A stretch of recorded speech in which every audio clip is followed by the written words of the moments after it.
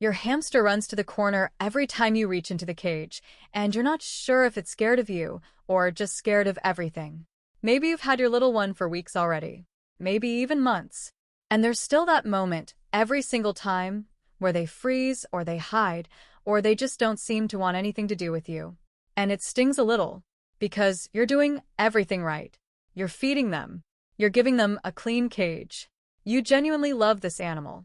So why does it feel like they just tolerate you? Here's what I didn't understand for a long time. Trust with a hamster isn't something that just happens. It's something you build. Slowly. Quietly. And it's built in those tiny daily moments that most people don't even notice they're missing. The good news? Once you figure out what those moments actually are, everything changes. And I'm talking about real change. The kind where your hamster hears your voice and comes out to see you instead of running away.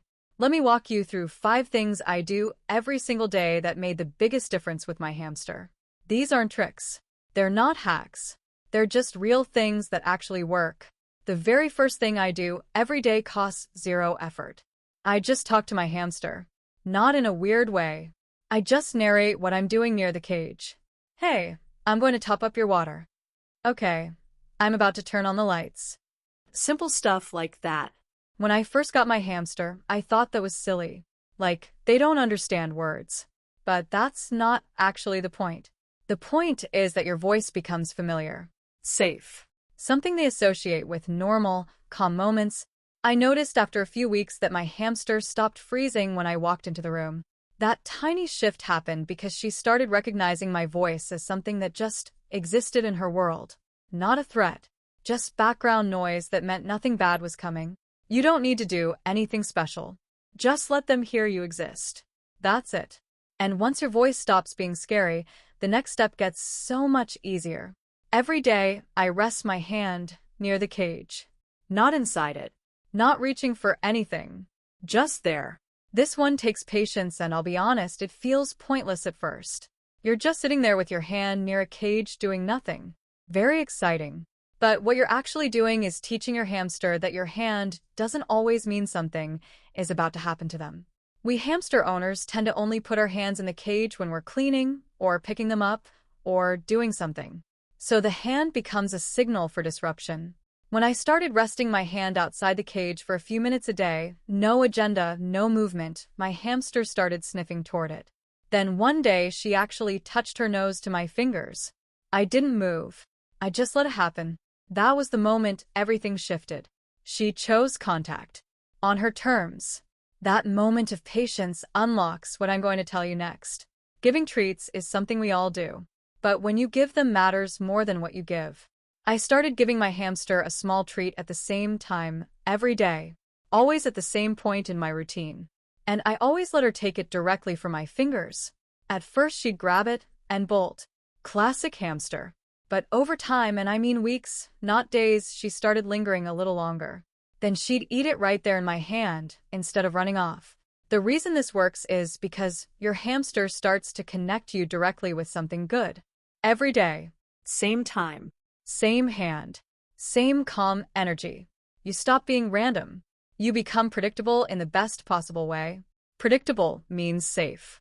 And safe means trust. It really is that simple.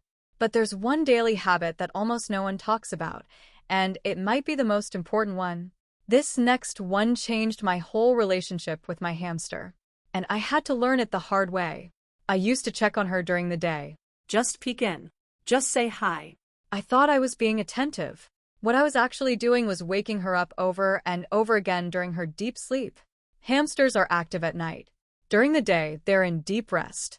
And when you keep disturbing that, even with good intentions, they start associating your presence with being startled. That is the opposite of trust. Once I committed to only interacting with her during her natural awake hours, evenings mostly, she was completely different. More curious. More relaxed. More willing to engage. It felt like she finally trusted that I understood her. That I wasn't just doing things on my schedule. We hamster owners have to remember these little animals are wired differently from us. Respecting that is one of the most loving things you can do.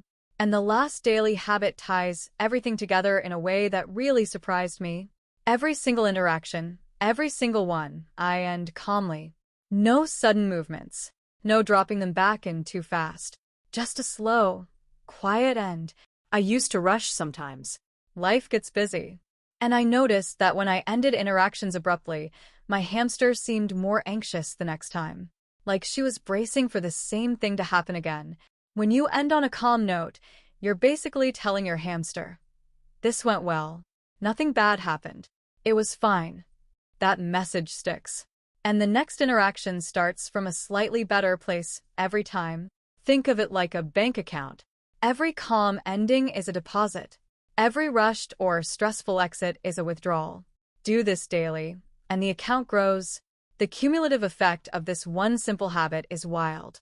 After a few months of being consistent with calm exits, my hamster started walking toward my hand instead of backing away.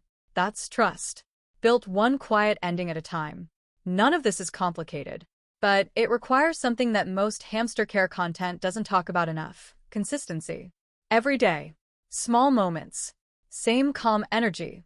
I also want to say something that took me a while to accept. Some hamsters take longer than others. And that's okay. Personality plays a huge role. Some are naturally bolder. Some are naturally more cautious.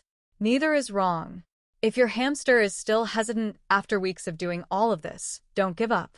Don't take it personally. Just keep showing up, keep being consistent, keep being calm. Because even the most skittish little hamster is capable of trust. It just takes the time it takes. We hamster owners sometimes put pressure on ourselves to have this perfectly bonded pet. But honestly, the journey of earning that trust is one of the most rewarding parts of having a hamster. Every tiny step forward means something real. Trust with a hamster is not built in one big breakthrough moment. It's built in 100 tiny, quiet moments that stack on top of each other. And one day you'll reach into that cage, and your hamster will just walk right up to you. And you'll know exactly how you got there. That's what this journey is actually about.